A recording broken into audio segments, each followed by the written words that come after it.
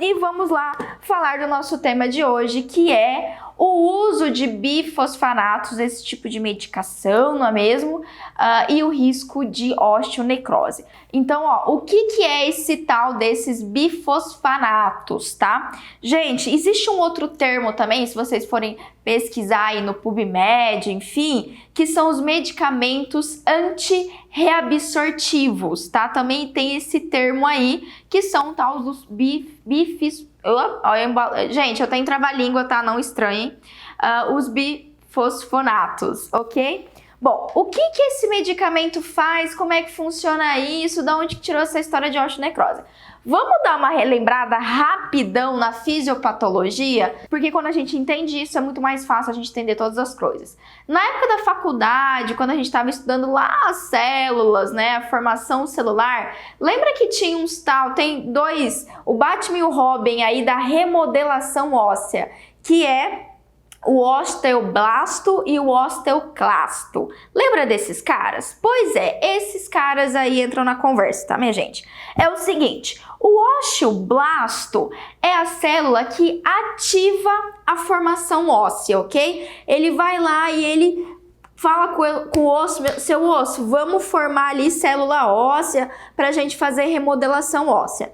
E aí, junto com ele, que é o Robin da história, a gente tem o osteoclasto. O osteoclasto, ele faz a reabsorção óssea, como se ele degradasse o osso. Então, o que faz aí o Batman e o Robin? Apesar de eles trabalharem, de certa forma, de forma oposta, eles trabalham juntos.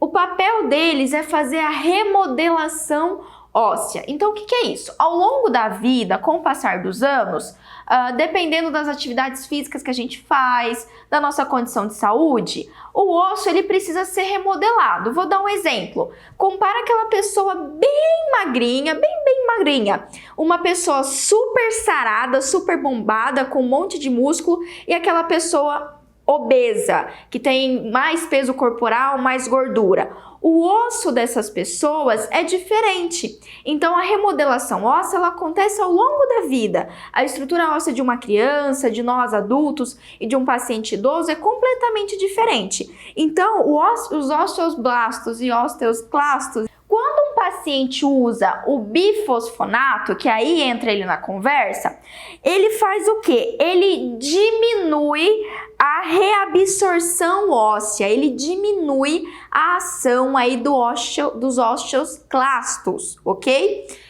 Lógico, eu tô falando aqui de uma forma muito didática, tem muitos pormenores nessa frase aí, né? Nas entrelinhas é muito mais complexo, mas pra gente o que a gente tem que entender é isso. Então os bifosfonatos, eles vão agir aí, eles vão evitar, diminuir, né, a reabsorção óssea. Guardaram aí? Então, os bifosfonatos vão trabalhar ali nos osteoclastos. Eles impedem que os osteoclastos trabalhem para reabsorver o osso. E o que isso leva de consequência, né? Por que o médico vai passar medicação? Vai passar um bifosfonato, né? Porque ele vai ajudar a formar mais osso. Então, esses medicamentos, durante a remodelação óssea, ele entra ali na remodelação óssea, e aí, o osso ele acaba ficando mais, vamos dizer assim, enrijecido. Cria-se mais matéria inorgânica ali, matéria mineral no osso. Então, o osso fica mais resistente, há mais formação óssea do que reabsorção. Muito bom. Ok, docs? Então, aí, para que o médico vai passar essa bendita medicação? Eu selecionei aqui, basicamente, 4 tipos de patologias mais comuns que vão ser utilizadas aí para o tratamento, para o uso, né, dos bifosfanatos, os BFs da vida. Vamos usar BFs, que aí não tem um trava-língua. Bom, primeiro motivo, tratamento de doença de Paget. Bom, o que é essa doença, gente? Na verdade, ela é um distúrbio benigno aí que acontece ali no metabolismo ósseo. É um distúrbio, uma doença que ocorre no paciente, né? E essa doença ela vai alterar o metabolismo e faz com que os pacientes tenham mais reabsorção óssea do que produção de tecido mineral ósseo. Então aí o que o médico faz? Faz um bifosfonato nesse paciente para que diminua aí essa ação, esse metabolismo ósseo, essa ação do osteoclasto. Bom, outra situação que o médico vai fazer indicar o bifosfonato. Um paciente que tem câncer, que tem uma neoplasia, e essa neoplasia tem metástase óssea, ou é uma neoplasia de caráter ósseo, ok? É um câncer ósseo. Por exemplo, o paciente, situações, né? Tipos de câncer que podem levar aí a metástase óssea. Câncer de mama, câncer de pulmão, câncer de próstata. Esses são alguns dos tipos de neoplasia que pode levar, né, que tem a chance de ter metástase óssea. Pode ser que o oncologista também utilize essa medicação. Para quê, Pamela? Bom, no câncer ósseo ou com metástase óssea, eu tenho destruição da estrutura óssea. Então, a ideia do bifosfonato é ativar ali a formação da matéria mineral óssea, ok? É ajudar, na verdade, nem ativar, é diminuir, né, como eu falei, a ação do osteoclastos, diminuir a reabsorção óssea. Então, o osso vai se manter ali mais intacto, dizendo assim, vai diminuir essa remodelação, ok? Outra situação, pacientes idosos num quadro de osteoporose, por exemplo. Osteoporose é um pouco mais comum das mulheres, lá a partir, né, depois da menopausa, mas também pode acontecer o homem. E aí, o que acontece na osteoporose? Na verdade, a gente tem uma diminuição da densidade óssea, mais uma vez.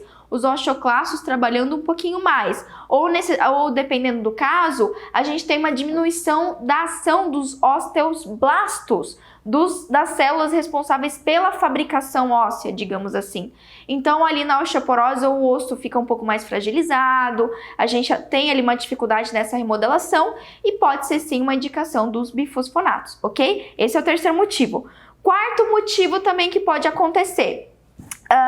Mieloma múltiplo, ou seja, aquele paciente que desenvolveu ali um tipo de câncer, né, de caráter celular, que envolve os plasmócitos, que é um tipo de leucócito, ok? E aí o que acontece? No mieloma múltiplo, a gente tem a destruição óssea mais acentuada. É uma das características desse tipo de neoplasia, né? Então, também pode-se usar aí durante a quimioterapia, o tratamento desses pacientes, os bifosfonatos. Então, em resumo, o médico pode prescrever esse medicamento se eu tenho uma patologia que está, de alguma forma, né, em resumo, alterando a remodelação óssea, ou um paciente que tem um câncer com metástase envolvendo o osso ou que faz alguma alteração óssea. Muito bem, docs, continuando então. Então, essas são as 4 indicações aqui, em resumo, para os pacientes, né, que os médicos fazem uso dos bifosfonatos. Bom, anota aí quem são os bifosfonatos, então. Qual o nome desses medicamentos? O nome desses medicamentos é legal a gente saber, tá? E aqui a gente tem os mais comuns no mercado brasileiro, tudo bem, docs? Por que é importante a gente saber isso? Porque não é todo paciente que usa, ok? E aí, quando vocês chegar um paciente e falar um desses nomes para vocês já vão saber que é os bifosfonatos. A gente tem o etidromato, o tilodronato, cloronato, pamidronato, todos esses nato. Pegaram a terminação aí? Dronato, dronato. Terminou com dronato. Essa é a grande dica. Terminou com dronato, é um bisfosfonato. Ó, rimou. Deu até rima. Aí, ó, um bem comum, alendronato. Esse cai bastante em concurso, inclusive, né? Ibandronato, risedronato e o zoledronato, ok? O zoledronato também é bem famoso. O nome comercial desse zoledronato é o Zometa. E aí, Pamela, o que eu preciso saber desses medicamentos? Já segura a outra dica que eu vou dar agora. Bom, desses todos que eu falei para vocês, alguns são de uso oral e outros são de uso intravenoso, parenteral, ok? Então, assim, geralmente os medicamentos de uso oral, eles são um pouco menos fortes do que os de uso parenteral, o uso intravenoso, tudo bem, docs? E aí também já fica a dica. Quanto mais forte for um bisfosfonato, como por exemplo, quais são os mais fortes, Pamela? Vou colocar aqui para vocês o zometa, né, que é o zoledronato, o risedronato e o ibandronato. Esses são geralmente os mais fortes aí, os mais potentes. Lógico, esses medicamentos, sendo mais potentes, têm uma tendência a desencadear mais efeitos colaterais. E geralmente esses medicamentos aqui que vão ser usados nas neoplasias ou na doença de Paget, que aí a gente vai ter ali, né, mais comum o clodronato, pamidronato, esses que eu falei para vocês. Geralmente esses são os mais usados. Então sempre fica de olho que os que são venoso, na grande maioria das vezes, são um pouco mais potentes do que aqueles utilizados via oral, tá certo? Então a primeira dica aí para vocês. Muito bem. Bom, e aí, Pamela, por que esses benditos medicamentos vão causar osteonecrose, tá? E já para trazer aqui, se essa é a dúvida de vocês, Pamela, qual vai ser a diferença entre osteonecrose e osteoradionecrose? É a mesma coisa? Digamos que no final das contas o nosso tratamento vai ser o mesmo, mas a origem aí vai ter uma pequena diferença, tá? Que depois eu digo para vocês. Mas o que acontece? Lendo a literatura aqui, os artigos que eu peguei de um artigo que é ali o guideline que a gente vai ter da Associação Americana de Cirurgia Bucomaxilofacial. O último guideline deles é de 2014 e lá vocês vão ter muito mais aprofundado esse tema. O que acontece? As últimas pesquisas, eles ainda não conseguiram ter assim, bater um martelo para dizer o que causa a tal da osteonecrose. Mas a gente sabe que existe uma ligação íntima entre os bifosfonatos. E aqui já vamos clarear um pouco a mente. Todo paciente que faz uso de bifosfonatos vai ser um paciente que vai ter osteoradionecrose? Desculpa, osteonecrose? Não necessariamente. Porque vai depender, primeiramente, da dose, né, do tipo de medicamento, tipo de bifosfonato que ele está utilizando. Quanto mais potente o bifosfonato, maior vai ser essa chance. Vai depender de quanto tempo que esse paciente usa essa medicação. Quanto mais anos ele utilizar, mais danoso pode ser, mais efeitos colaterais podem acontecer nesse paciente. A gente tem um relato na literatura, assim, que geralmente, assim, em média, né, os bifosfonatos, eles podem ficar ali no tecido ósseo até 10 anos depois do término da medicação. Então, assim, o osso, ele absorve bem essa medicação, os bifosfonatos, eles podem ficar ali durante muitos anos.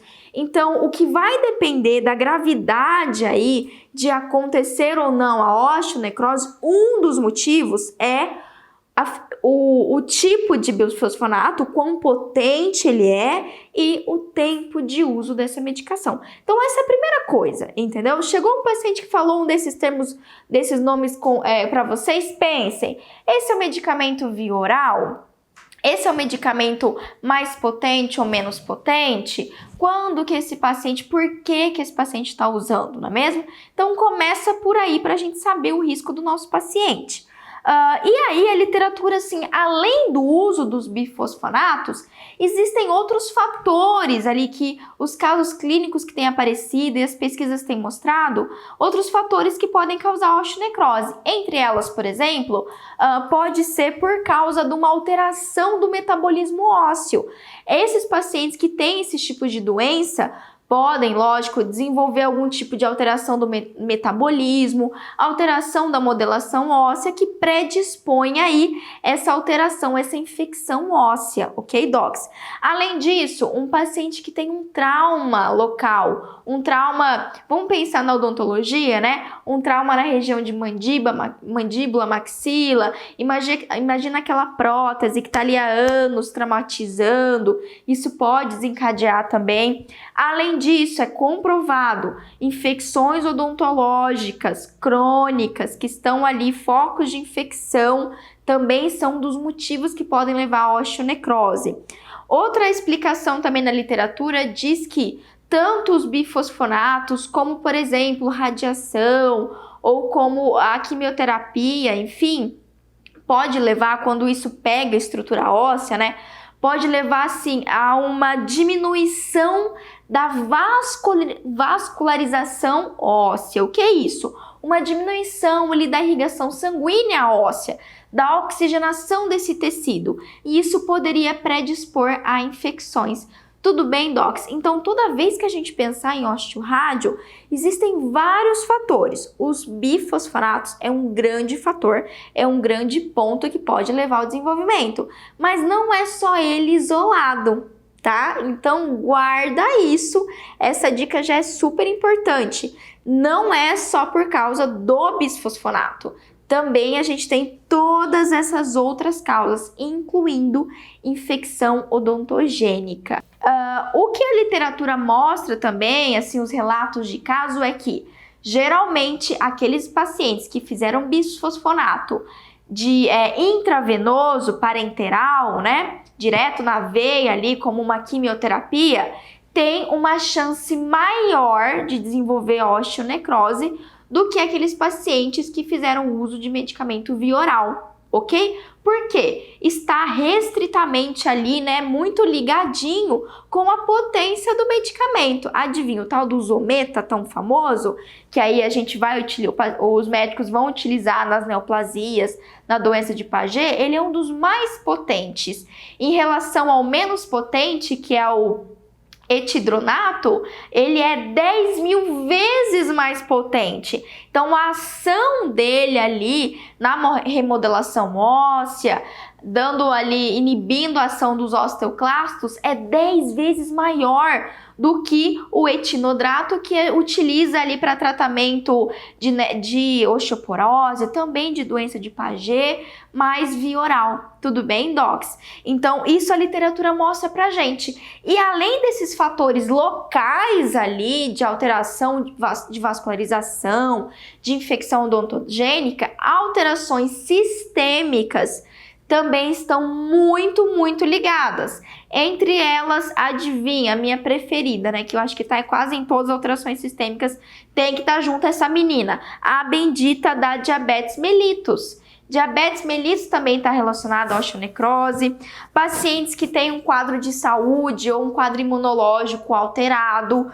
Pacientes que fazem uso de drogas imunossupressoras durante longos períodos. Que tipo de droga imunossupressora, Pamela? Corticoide é um exemplo dessa, entendeu? Usa corticoide a longo período por qualquer motivo, enfim. Muito tempo usando de forma crônica, leva a imunossupressão, pode ter predisposição a desenvolvimento da osteonecrose.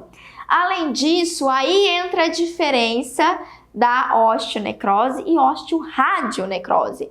Quando o paciente ele faz radioterapia, vamos lembrar aí dos pacientes com as neoplasias, com câncer, o paciente faz radioterapia e ainda faz o bifosfonato, motivo em dobro, né, chance em dobro aí, double chance, o double cheeseburger aí das chances de ter uma osteonecrose. E aí vai ser considerado osteoradionecrose. Essa é a diferença. Osteonecrose é quando o paciente ele faz uso dos bifosfonatos, tem essas outras alterações de saúde e ele nunca fez radioterapia, ok? Nunca fez radioterapia. Osteoradionecrose eu tenho a junção tanto dos bisfosfonatos, ou pode ser só por causa da radioterapia, que afetou ali, alterou o metabolismo ósseo, tudo bem? Essa é a diferença. No final das contas, o tratamento odontológico, o nosso cuidado não vai mudar quase em nada. Osteorádio, osteonecrose, vai ser praticamente a mesma o nosso manejo, ok? Além disso, também tem alguns artigos que defendem também, que citam, que assim, durante a nossa vida, a gente faz microlesões, microfrações ósseas, ok? Assim como a gente faz microfraturas de esmalte. Eu tenho umas microfraturas aqui, enorme, gigantesca, uma trinca no meu dente. Então pode acontecer também pequenas trincas nos ossos, por vários motivos. Por queda, alguma falha de remodelação, alguma mudança orgânica, enfim, N motivos. Tem ali, né, uma dificuldade de reparar essas microfraturas. E isso sim está relacionado com o uso de bifosfonatos, né? Eles vão atrapalhar na remodelação óssea e, consequentemente, eu posso desencadear aí uma alteração óssea, levar à osteonecrose. Então, imagina aquele paciente que tem uma alteração oclusal grave, digamos assim, que ele tem, enfim, não tem uma oclusão perfeita, tem aquela sobrecarga ali de oclusal em premolar, em canino, e ele faz ali uma microfratura óssea. Num paciente rígido, eu tenho a remodelação óssea e tá tudo ok. Mas num paciente que faz uso de bifosfonatos ou que tem alguma alteração de saúde, osteoporose, por exemplo, enfim, pode ser que esse reparo ele fique comprometido e aí, como não há o reparo adequado, não dá uma resposta celular adequada, isso gera ali uma infecção. Olha quantas coisas, né? É muita coisa? É muita coisa, docs, eu sei. Mas o que a gente tem que ter em mente?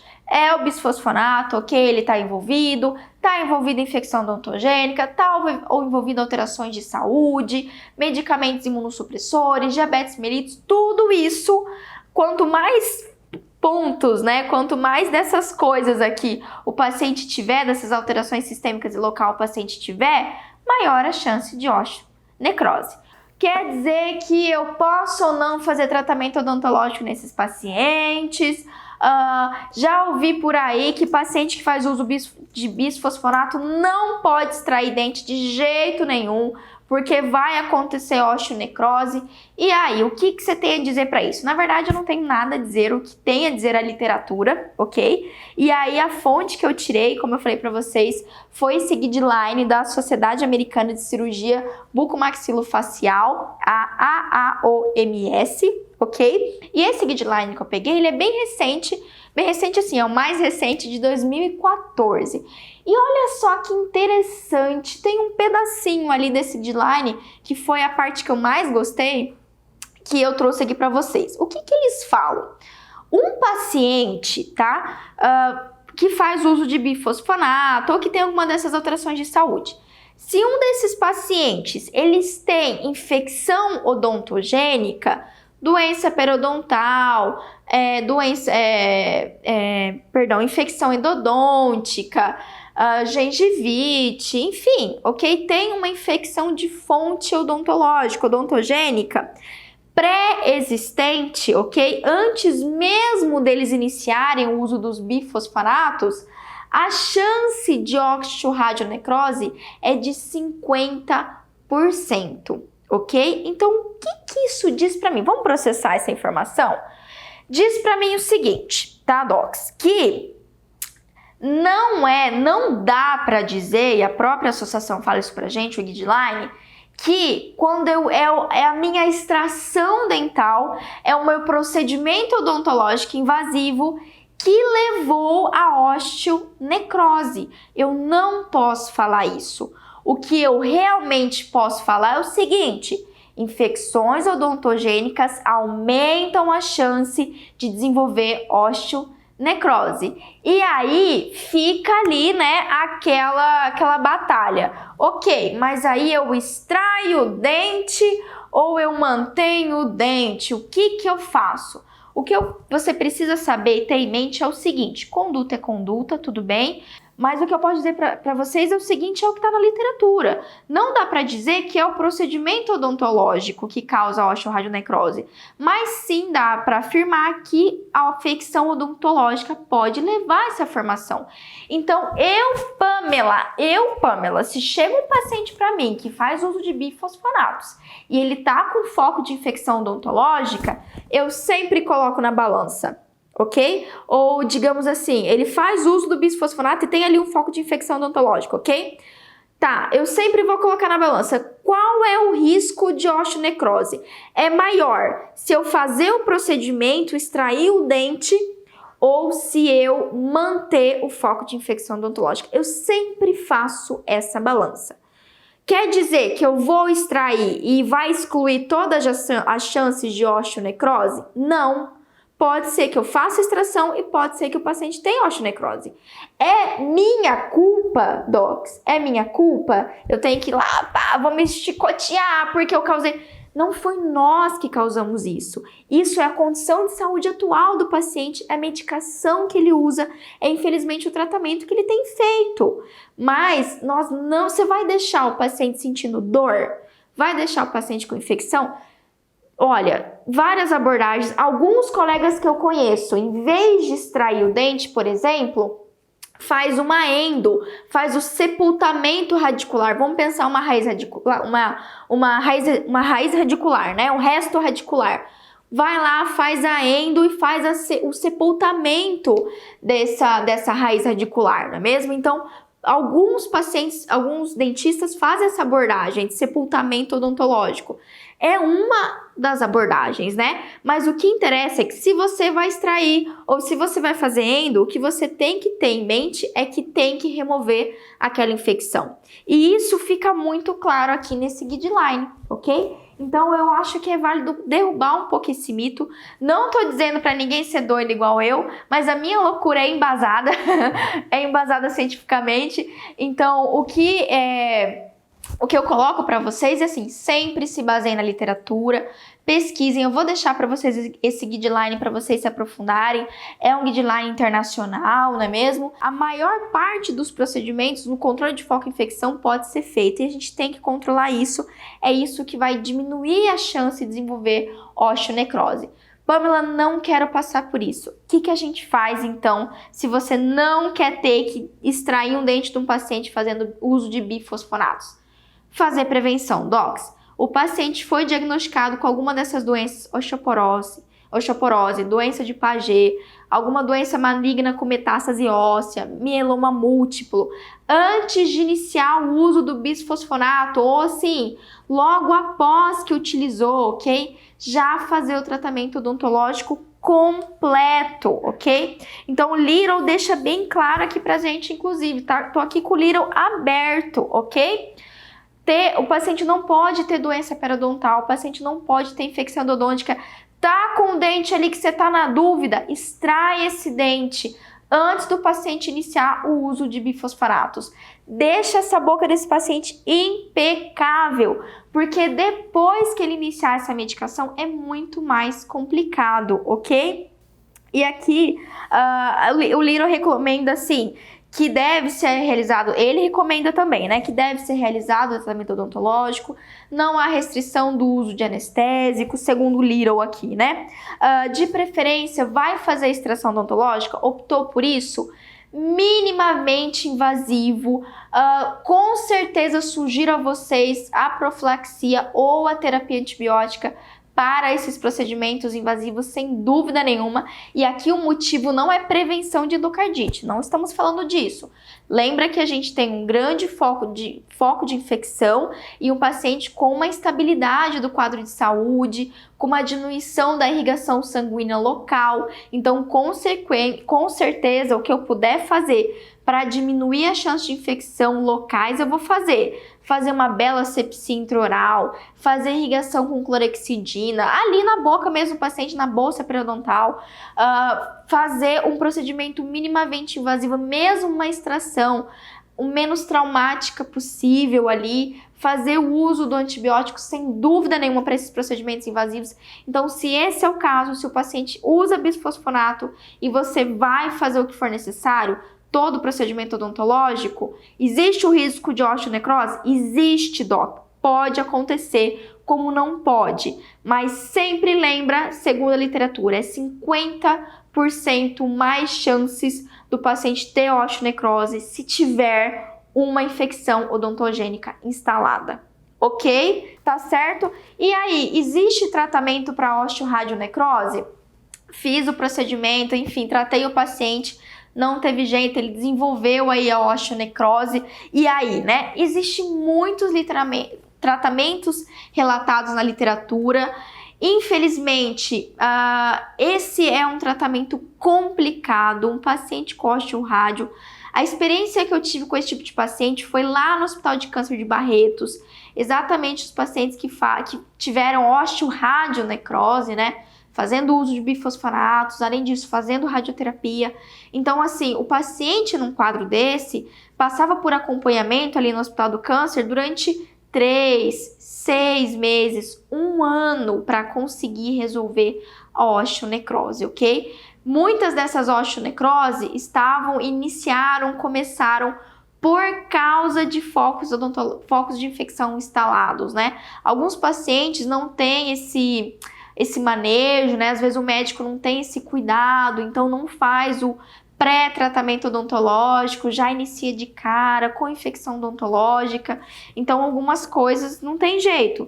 Mas o que eu vi, assim, é que o que se utiliza, né? O que eu vi no Hospital de Câncer de Barretos, que eu vejo na literatura, há relatos de fazer o debridamento. Na verdade, tanto o debridamento como a curetagem desse osso aí necrosado, infectado, é uma das últimas abordagens, ok? Ela é uma abordagem mais invasiva, ela é em último caso, mas primeiramente vai ser remoção dos focos infecciosos, controle de placa bacteriana oral, ok? Total, e quando eu falo oral, não é só em dente, em língua, em mucosa jugal, gengival, eliminar foco de bactéria ali, né?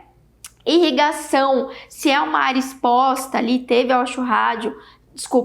osteonecrose ou osteorádio também, fazer irrigação ali com clorexidina 0,12, né? Também muito utilizado, eu recomendo e eu vivenciei a efetividade desse tratamento, que é a laser terapia ou PDT, que é a terapia fotodinâmica, 2 tratamentos minimamente invasivos que têm resultados bons. A literatura já tem mostrado, assim, um bom prognóstico. Além disso, pode fazer terapia hiperbárica, né? A oxigenoterapia, ozonioterapia, terapia com antibiótico mais agressivo por longo prazo. Então, uma vez que a doença está instalada, é mais assim, é longo o tratamento. Isso a gente tem que dizer sem dúvida. Ainda mais assim, depende do que chega para você. Alguns pacientes têm uma exposição mínima, outros pacientes estão no estágio 3, um estágio mais avançado, com exposição grande, parestesia, dor, infecção, sinal flogístico. Sempre vai ser mais difícil esses quadros, né? Também o diagnóstico precoce vai ajudar bastante aí nesse tratamento. Mas todo o prognóstico vai depender disso, entendeu, Docs? Vai depender de tudo isso. Então, minha dica, se você vai ou não fazer uma abordagem invasiva, fica a teu critério, a gente tem que se sentir seguro para tal, ok? Mas, digamos que chegou para você um quadro de osteonecrose. Se for um quadro pequeno, a chance de prognóstico é boa. Se for um quadro de um estágio maior, é um pouco mais difícil. Mas a sugestão é casale com seu amigo bucomaxilo, porque esse é um tratamento com certeza multidisciplinar, tem que ter mais de uma especialidade. Então pega você, chama o buco, vê a melhor abordagem, né? Se inicia minimamente invasiva ou já faz mais invasiva. Então depende muito, muito do quadro, tá certo, Doc? 4 recados para vocês. Primeiro, se você gosta desse assunto, se você gosta disso, vocês sabem que o assunto que eu mais falo aqui é alterações sistêmicas. Então, se você quer atender com mais segurança, quer pegar o passo a passo do que eu utilizo para atender meus pacientes com comprometimento sistêmico grave, entra lá no meu site, o Cristian vai colocar aqui, pamelaperes.com.br, e tem um e-book lá para vocês baixar de graça. Esse e-book não vai falar especificamente de paciente com osteonecrose, mas vai dar assim uma noção ampla de como avaliar, como ver custo-benefício para o tratamento odontológico de paciente descompensado, paciente que está complicadinho, então vale a pena se você ainda não fez o download. Outra coisa, lembra que toda terça e toda quinta tem live aqui, então compartilha, galera, isso é muito, muito legal. Compartilha aí as lives, manda para os seus amigos, marca a galera no post, chama todo mundo que esses assuntos são extremamente relevantes. Outra coisa, vou deixar no Stories o print do artigo desse guideline que eu utilizei e ó, eu vou tirar uma foto desse artigo para vocês também, que mostra quais são os nomes aqui, a potência deles, muito legal aqui para vocês salvarem aí, ok? Outra coisa é, vocês já se inscreveram no canal do YouTube? Já se inscreveram? Ó, se não se inscreveram, vou tacar o chinelo via internet. Vai lá no YouTube, se inscreve no canal, todo dia eu coloco vídeo novo lá. Muito bem, esse é o nosso resumão, espero que, é um assunto um pouco complicado, espero que eu tenha conseguido descomplicar, que esse é o objetivo, né, Cris? Caramba, só falta 30 segundos. Gente, o tempo passou demais.